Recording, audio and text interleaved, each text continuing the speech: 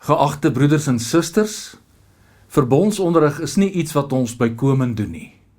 Dit is hoe die geloof leef in ons gemeentes, van ouers na kinders, van die kerk na die volgende geslag.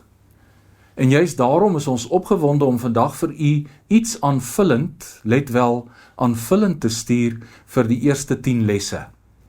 Bykomende hulpmiddels wat die nuwe goedgekeurde kategese materiaal vir graad 4 en graad 7 versterk en help ontsluit.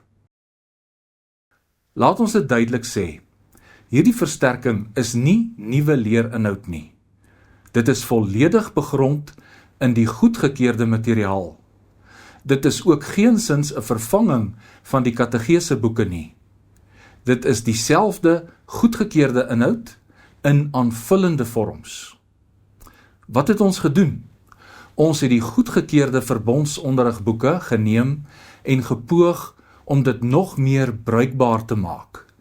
Deur die nuwe tegnologie as werkesel in te span, stuur ons nou ook vir u die volgende inhoud met skakels vir die wat daarvan gebruik wil maak.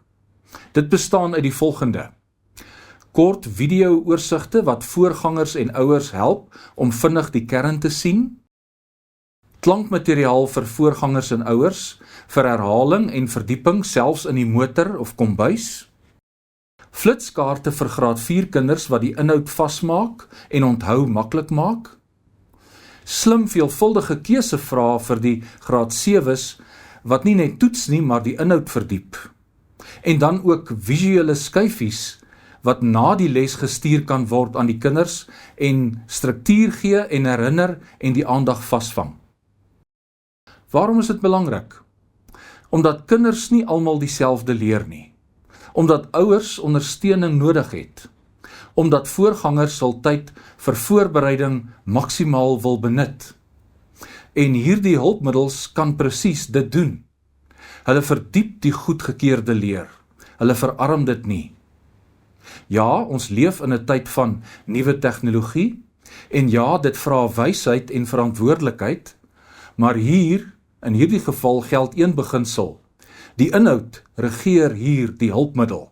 Die hulpmiddel regeer nie die inhoud nie.